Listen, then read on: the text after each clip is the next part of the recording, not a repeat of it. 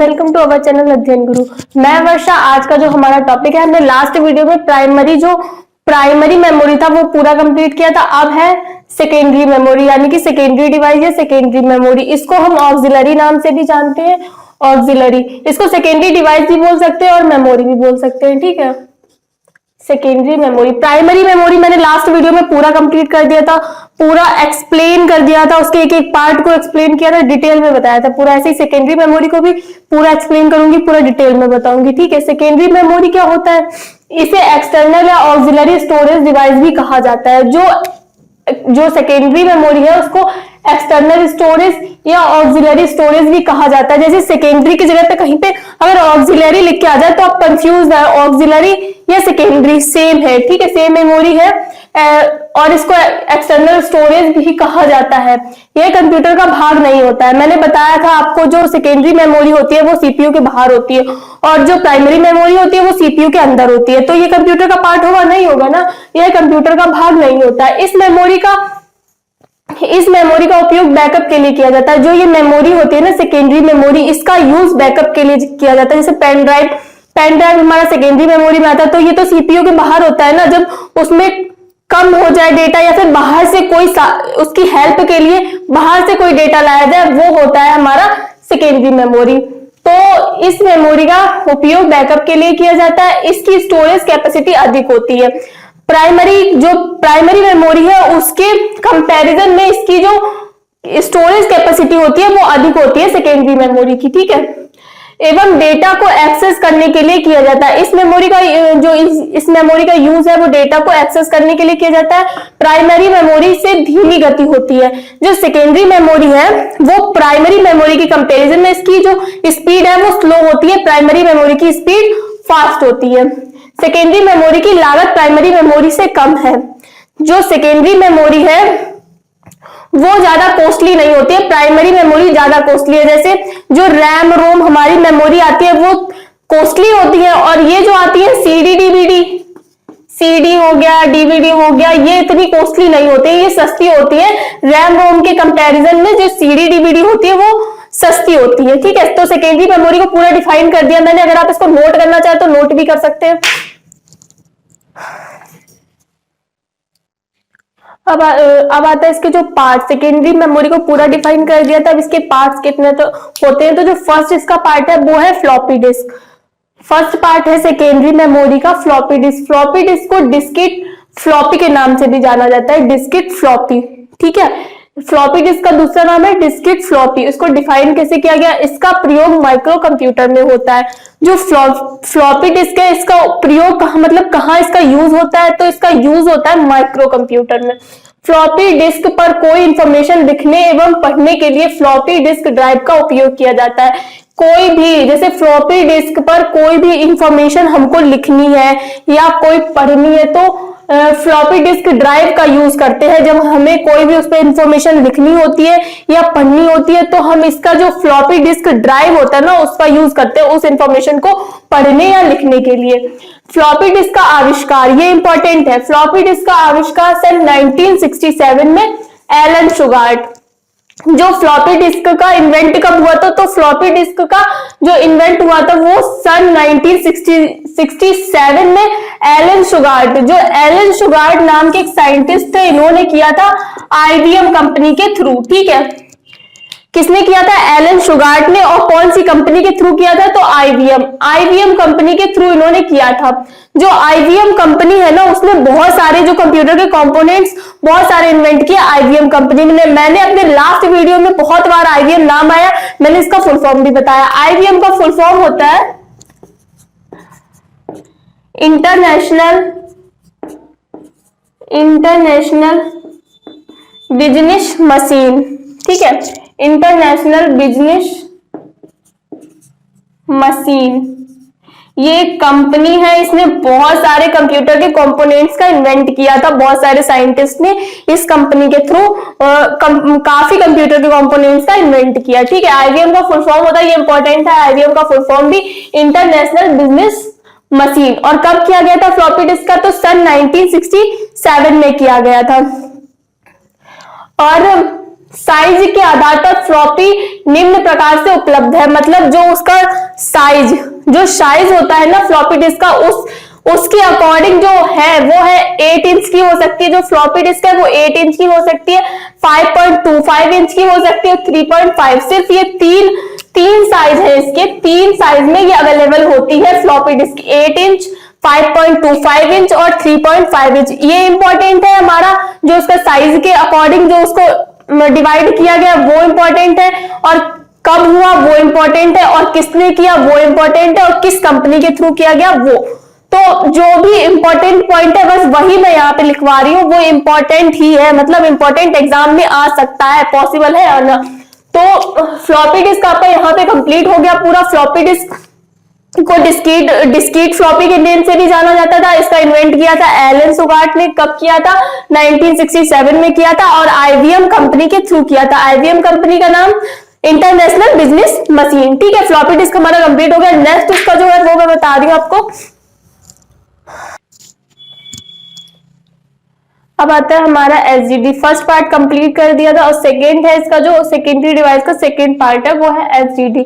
एसजीडी का full form होता है हार्ड डिस्क ड्राइव। ठीक है, एसजीडी का full form hard disk drive. अब इसको कैसे डिफाइन किया गया वो बताती हूँ। हार्ड डिस्क को सबसे पहले आईबीएम कंपनी ने बनाया था। मैंने आपको बताया ना, जो आईबीएम कंपनी है उसने कंप्यूटर के बहुत सारे कंपोनेंट्स बनाए।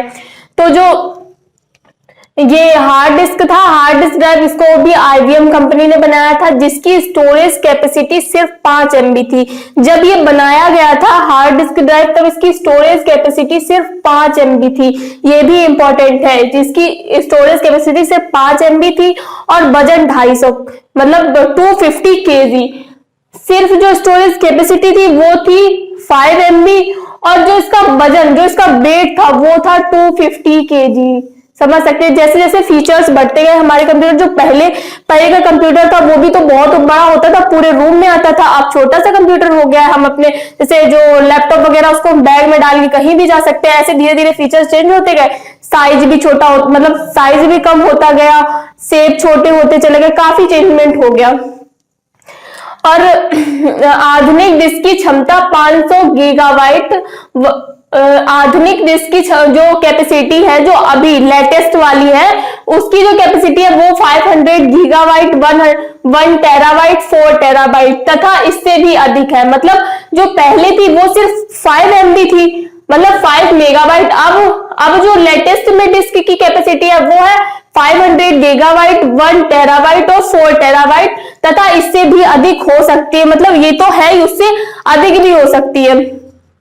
अब एक चीज आप सोचो, कंप्यूटर इतने महंगे क्यों आते हैं? क्योंकि उसमें जो मेमोरी लगी होती है वो महंगी होती है। कंप्यूटर महंगा नहीं होता, उसके अंदर जो मेमोरी होती है वो बहुत महंगी होती है। जैसे कैश मेमोरी, मैंने आपको बताया था, कैश मेमोरी बहुत कॉस्टली होती है। बाकी मैं जो कॉस्टली होती है वो भी बता देती हूँ, जो कॉस्टली नहीं होती वो भी बता देती हूँ। ऐसे जो कंप्यूटर महंगा आता है वो इसी वजह से आता है, क्योंकि उसमें मेमोरी काफी कॉस्टली लगी होती है। अब जो आ रहे हैं नए आ रहे हैं हमारे लैपटॉप वगैरह, उसमें लगी होती SSD, यानी कि solid state drive.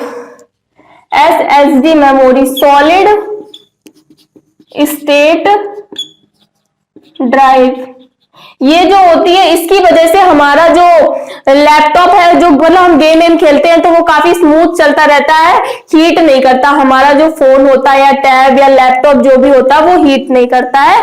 SSD memory लगी होती है, ये भी काफी कॉस्टली मेमोरी है, और कैश मेमोरी तो होती कॉस्टली है, वो मैं आपको बता चुकी हूँ पहले ही। अब आते हैं SSD पे भी वापस आ जाते हैं। इससे भी अधिक है इसकी ट्रैक और बिट डेंसिटी, इसकी ट्रैक और बिट डेंसिटी मैग्नेटिक टेप की तुलना में अधिक है। मैग्नेटिक टेप भी मैं बताऊंगी आगे अभी। तो जो मैग्नेटिक टेप है उसकी कंपैरिजन में इसकी जो SSD की ट्रैक जो बिट डेंसिटी है वो कम हो, मतलब अधिक होती है। हार्ड डिस्क के सूचना बैंड में रिकॉर्ड की जाती है, हार्ड डिस्क के सूचना बैंड में ये रिकॉर्ड की जाती है जो SSD होती है। और सूचना के प्रत्येक बैंड को ट्रैक कहा जाता है। जो सूचना का बैंड होता है उसको क्या कहते हैं?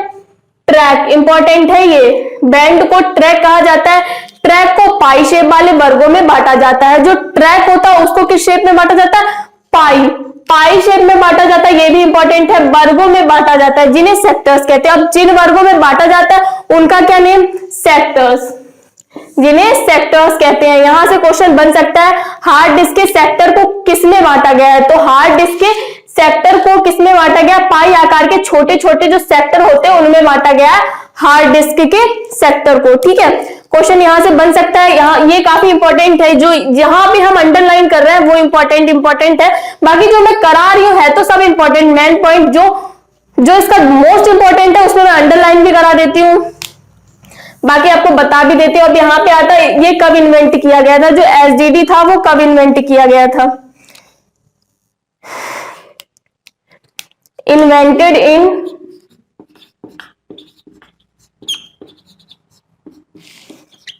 1956 एंड जैकब रेवेन्यू ने इसको इन्वेंट किया था, एसडीडी को इन्होंने इन्वेंट किया था जैकब रेवेन्यू ने 1956 में। ठीक है, एसडीडी था वो पूरा कंप्लीट हो गया हमारा।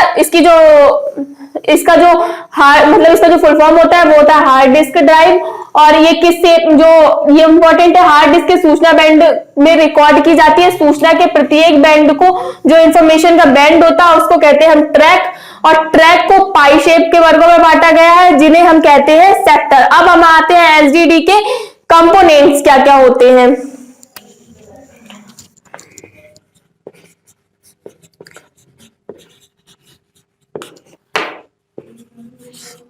जो ये बनी होती है ना एसडीडी हार्ड डिस्क ड्राइव जो बनी होती है वो कौन कौन से कंपोनेंट से बनी होती है, तो इसमें प्लेटर होता है, हेड होता है, ट्रैक होता है, सेक्टर, क्लस्टर, सिलेंडर, ये इन कंपोनेंट से बनी होती है। आप इसके शेप, तो ऐसे तो मैं शेप नहीं दिखा सकती, वैसे आप चेक कर लीजिए इसकी शेप और कंपोनेंट्स ऑफ जो इसके कंपोनेंट्स है वो प्लॉटर है, हेड है, ट्रैक, सेक्टर, क्लस्टर, सिलेंडर, इन कंपोनेंट से मिलकर बनी होती है। इसको पूरा डिफाइन कर दिया कितना किस कंपनी के थ्रू की गई थी, आईबीएम कंपनी। आईबीएम का full form international business machine, और इंपॉर्टेंट है ये आईबीएम कंपनी ने बहुत सारे कंप्यूटर के कंपोनेंट्स बनाए थे। ये कंप्लीट हो गया आपका एसडीडी पूरा। इसका जो सेकेंडरी मेमोरी का थर्ड पार्ट है वो है ऑप्टिकल डिस्क। ऑप्टिकल डिस्क को सीडी रोम और कंपैक्ट डिस्क के नाम से भी जाना जाता है। अगर कंपैक्ट डिस्क कहीं पे आ रहा है तो आप कंफ्यूजन में ना हो, वो ऑप्टिकल डिस्क ही होती है, चाहे वो सीडी रोम हो या कंपैक्ट डिस्क या फिर ऑप्टिकल डिस्क, सेम है तीनों। ठीक है, इसको जो ये सेकेंडरी डिवाइस है जो डेटा को डिजिटल रूप में स्टोर करती है। ये सेकेंडरी मेमोरी के तो पार्ट चल ही रहे हैं, तो ऑब्वियस सी बात है ये सेकेंडरी डिवाइस है जो डेटा को डिजिटल रूप में स्टोर करती है। ये तो आपको पता ही होगा, जो हमारा डेटा जो डेटा स्टोर होता है हमारा रोम में, मैंने आपको बताया जो डेटा स्टोर होता है वो किससे, डिजिटल फॉर्म में स्टोर होता है। डिजिटल फॉर्म मतलब 0 1 0 1 1 0 0, मतलब ये उसको बोलते हैं हम डिजिटल। ठीक है, जो डेटा को डिजिटल रूप में स्टोर करती है ऑप्टिकल डिस्क और लेजर बीम का उपयोग करती है। जब ये स्टोर करती है डेटा को तो किसका यूज करती है, लेजर बीम का। ठीक है, लेजर बीम। अब बात आई लेजर का फुल फॉर्म काफी एग्जाम्स में पूछा जाता है, लेजर का फुल फॉर्म। ठीक है, लेजर बीम का उपयोग करती है। लेजर का फुल फॉर्म होता है light amplification by stimulated emission of radiation. ठीक है, ये इंपॉर्टेंट है लेजर का full form, light amplification by stimulated emission of radiation. अब आगे आते हैं। सामान्यतः एक ऑप्टिकल डिस्क की स्टोरेज कैपेसिटी, मतलब जनरली एक ऑप्टिकल डिस्क की जो स्टोरेज कैपेसिटी होती है वो होती है 680, मतलब 680 मेगाबाइट से लेकर 800 मेगाबाइट तक हो सकती है। जो इसकी जनरली स्टोरेज कैपेसिटी वो होती है 680 मेगाबाइट से लेकर 800 मेगाबाइट तक होती है। ऑप्टिकल डिस्क विभिन्न प्रकार की होती है, वो मैं अभी आगे बताऊंगी स्लोली करके। पूरा इसके जो पार्ट्स है, इसके भी काफी पार्ट्स है ऑप्टिकल डिस्क के। ठीक है, ऑप्टिकल डिस्क हमारा कंप्लीट हो गया। इसका जो सीडी रोम के नाम से जाना जाता है और कंपैक्ट डिस्क के नाम से जाना जाता है। इसका जो ऑप्टिकल डिस्क का फर्स्ट पार्ट है वो है हमारा सीडी रोम। इसका जो फर्स्ट है वो है सीडी रोम।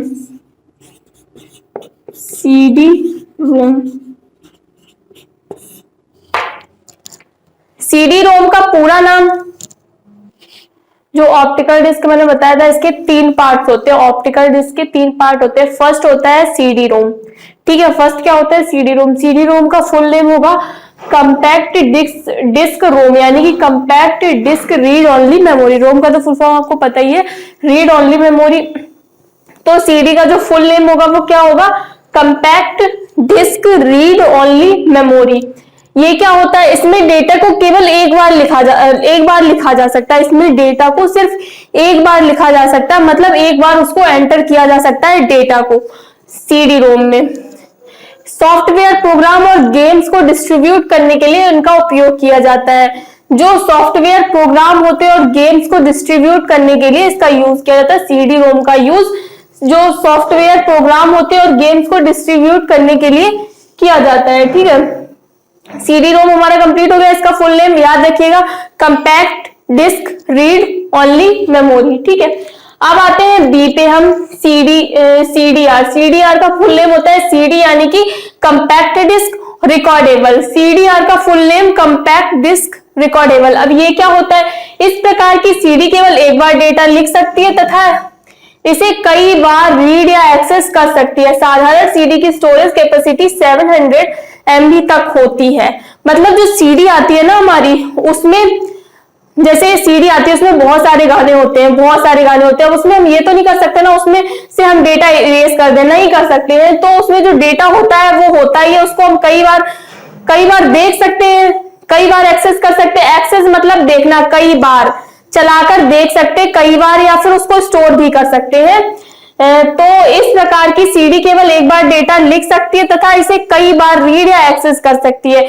उसको कई बार देख सकते हैं और स्टोर भी कर सकते हैं। और इसको हम स्टोर नहीं कर सकते, जो सीडी रोम होती उसको हम स्टोर नहीं कर सकते, सिर्फ देख सकते हैं। एक सीडी ऐसी आती है जिसका सिर्फ हमने सॉन्ग सुन लिए, फिर उसको जब निकाला हमने डीवीडी से, तो सिर्फ उसी में सॉन्ग है ना, उसको हम स्टोर तो नहीं कर सकते, सिर्फ हमने सुन लिए, उसके बाद उसमें बने रहे। और जो सीडी रोम है, इससे हम डेटा को स्टोर भी कर सकते हैं और कई बार एक्सेस कर सकते हैं।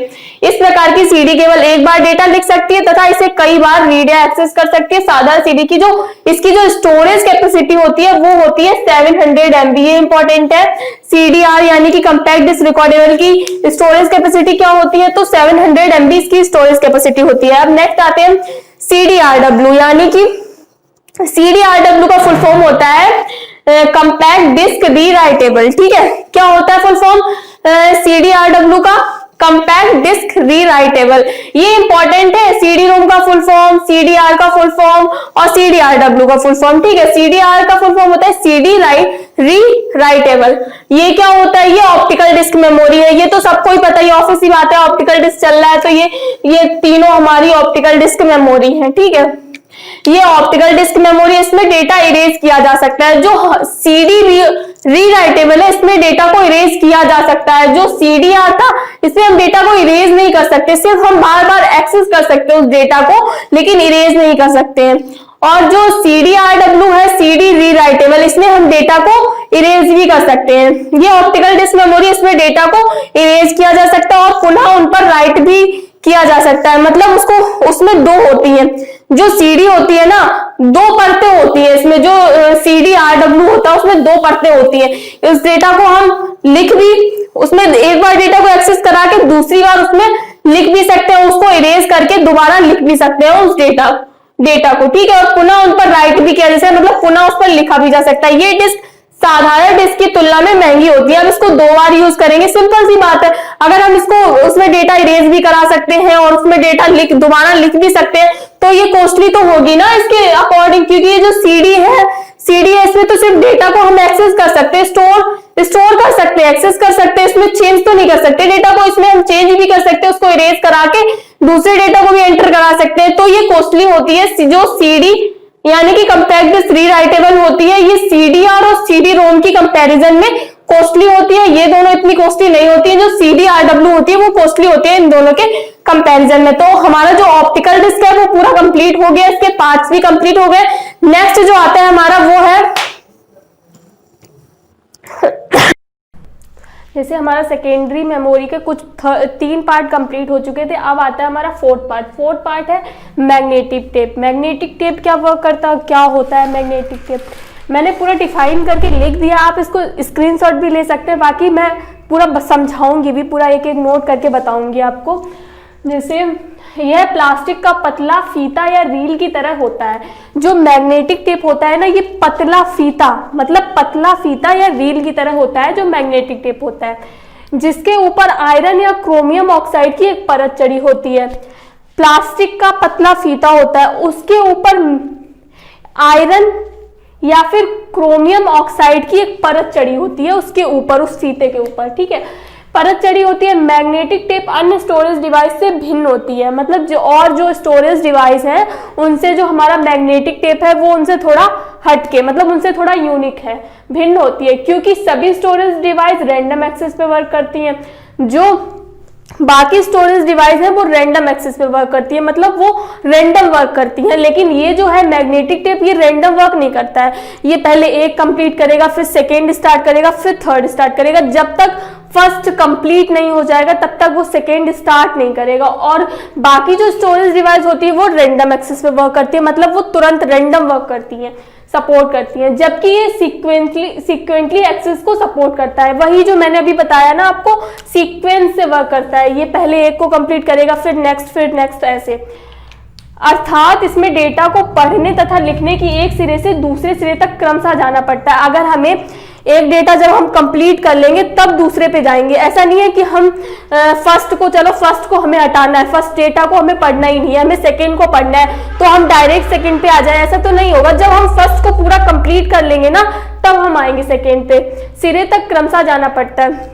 और इसकी जो चौड़ाई होती है वो होती है 1/2 या 1/4 इंच, ठीक है। इसकी जो मतलब जो चौड़ाई होती है वो होती है 1/2 या 1/4 इंच, और जो इसकी लंबाई होती है वो होती है 240 फीट। ये इंपॉर्टेंट है, इसकी जो चौड़ाई पूछी जा सकती है, लंबाई पूछी जा सकती है। लंबाई होती है 240 इंच, ठीक है, जो एक कैसेट के अंदर लिपटी होती है। इसकी स्टोरेज कैपेसिटी को निकालने के लिए निम्न सूत्र का पालन किया जाता है। मतलब जो इसकी, अगर हमें इसकी स्टोरेज कैपेसिटी निकालनी है तो हाँ, क्या मतलब कुछ तो करेंगे उसकी स्टोरेज कैपेसिटी निकालने के लिए, तो हम इसका यूज करते हैं। ये फॉर्मूला है, storage capacity is equal to density of data multiply length of data, ठीक है। पहले मतलब उसकी घनत्व, डेंसिटी मतलब घनत्व, डेटा का घनत्व निकालेंगे, और लेंथ मतलब लंबाई। ये इसका फॉर्मूला है स्टोरेज कैपेसिटी निकालने का। मैग्नेटिक टेप, जैसे आपने पहले देखा होगा रेडियो पर जो गाने सुने जाते थे, रेडियो पे जब हम गाने सुनते थे तो ऐसा तो नहीं था कि हम डायरेक्ट, हमको जो गाना चल रहा है हमको वो गाना नहीं सुनना, हमें जो थर्ड नंबर का है वो सुनना है, तो ऐसा नहीं होता था उसमें हम फर्स्ट से सीधे थर्ड पे आ जाए, ऐसा नहीं होता था। जब हम फर्स्ट पूरा कंप्लीट कर लेंगे, सेकेंड कंप्लीट कर लेंगे, तभी हम आएंगे थर्ड पे। ये रैंडम एक्सेस पे वर्क नहीं करता है, ये जब अपना एक डेटा कंप्लीट कर लेता है तब नेक्स्ट पे आता है, ठीक है। तो जो मैग्नेटिक टेप था वो आपको समझ में आ गया, पूरा डिफाइन करके आपको बता दिया। मैग्नेटिक टेप एक एक करके डेटा को पढ़ता है। इसका जो फोर्थ पार्ट कंप्लीट हो गया था हमारा मैग्नेटिक टेप। अब आते हैं फिफ्थ पे, जो है डीवीडी यानी कि डिजिटल वीडियो डिस्क, ठीक है। फिफ्थ है इसका डीवीडी, डिजिटल वीडियो डिस्क। इसकी ये जो डीवीडी होता है वो सीडी रोम की तुलना में अधिक डेटा स्टोर करता है। जो सीडी रोम मैंने पढ़ाया है आपको आगे, जो अपने पढ़ाया है आगे, वो जो सीडी रोम है वो ज्यादा डेटा जो डीवीडी है वो ज्यादा डेटा स्टोर करता है सीडी रोम के कंपैरिजन में, है। और इसकी जो कैपेसिटी है वो कितनी होती है, वो 4.7 GB, 8.5 GB और 20 GB, ठीक है। ये इंपॉर्टेंट है, यही क्वेश्चन बनता है। इसकी स्टोरेज कैपेसिटी कितनी है, तो 4.7 GB, 8.5 GB और 20 GB हो सकती है। डीवीडी की क्षमता इस बात पर निर्भर करती है कि यह एक लेयर है। जो डीवीडी की कैपेसिटी है वो किस पर डिपेंड है, इसकी एक लेयर होती है, डबल लेयर नहीं, एक लेयर होती है। डबल लेयर सिंगल साइड या डबल साइड डिस्क है। अगर डबल लेयर होगी तो जो स्टोरेज कैपेसिटी होगी वो बढ़ जाएगी, जो अगर सिंगल होगी तो कम हो जाएगी। बस इसी पे डिपेंड करती है, लेयर पे। डीवीडी रोम डेटा को रीड या राइट करने के लिए सीडी रोम के सिद्धांत का उपयोग करता है। जो डीवीडी है हमारा, डीवीडी रोम, वो डेटा को पढ़ने या फिर लिखने के लिए जो सीडी रोम मैंने आपको पढ़ाया है पहले, उसी के सिद्धांत का यूज करता है डीवीडी। डीवीडी का एक और फुल फॉर्म होता है, आप कंफ्यूज ना हो जाएं, डिजिटल वीडियो डिस्क भी होता है और इसका फुल फॉर्म होता है डिजिटल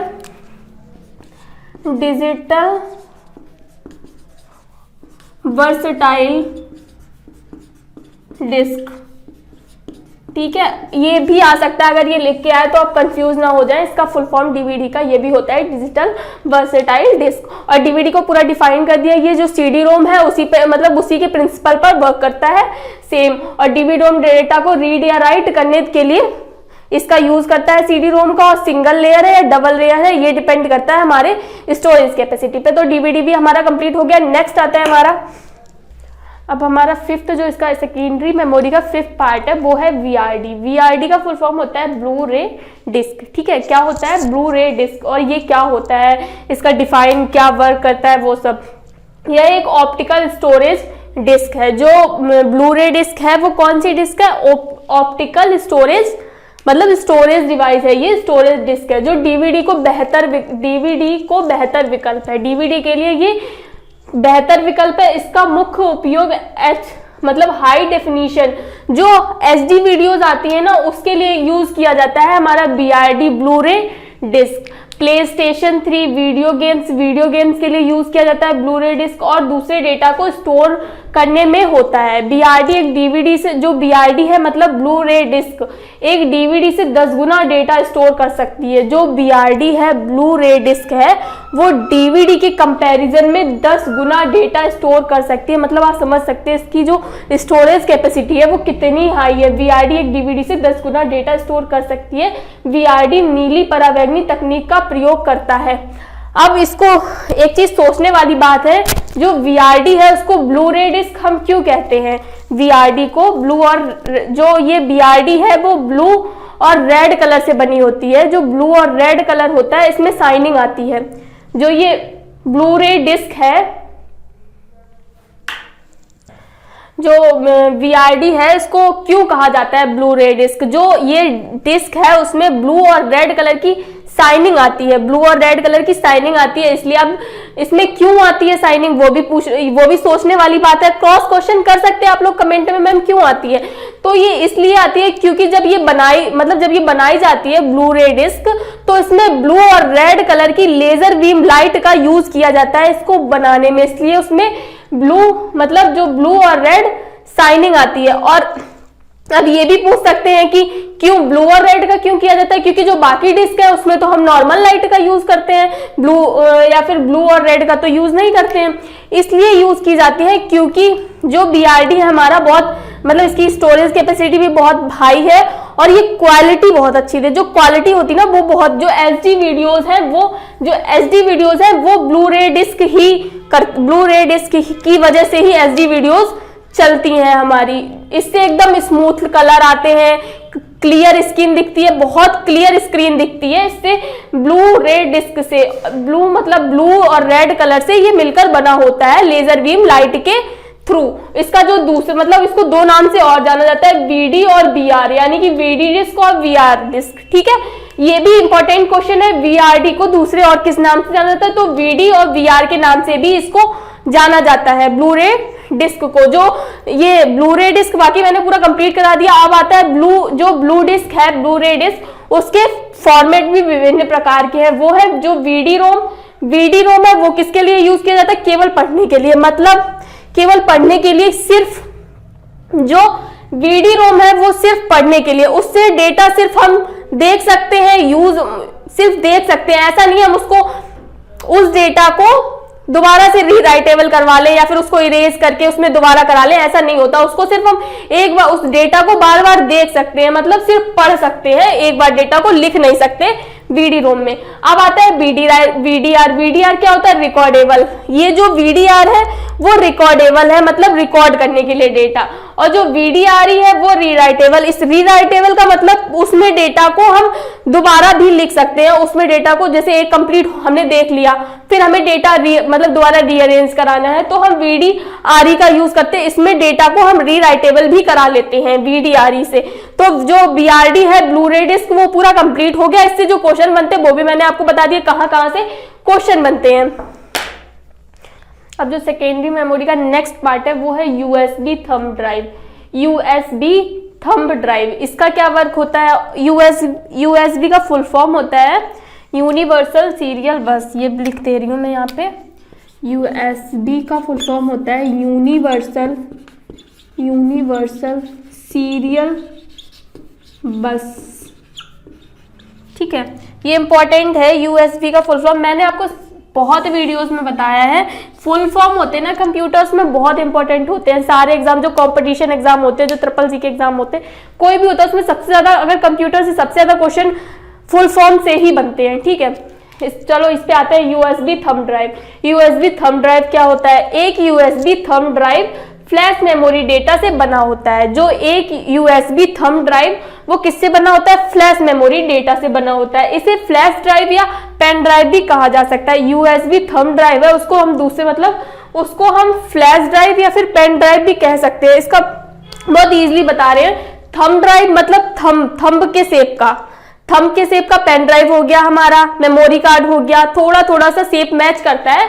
तो यूएसबी थंब ड्राइव मतलब उसको क्या कहते हैं हम? फ्लैश ड्राइव या पेन ड्राइव भी कह सकते हैं। और यूएसबी का फुल फॉर्म यूनिवर्सल सीरियल बस। यूएसबी आमतौर पर रीराइटेबल होते हैं। जो यूएसबी होते हैं उसमें हम डेटा को इरेज करके दोबारा भी कर सकते हैं, मतलब रीराइटेबल कर सकते हैं उस डेटा को। जो डेटा होगा उसको इरेज करके दूसरा डेटा भी उसमें स्टोर कर सकते हैं। तो यूएसबी आमतौर पर रीराइटेबल होते हैं।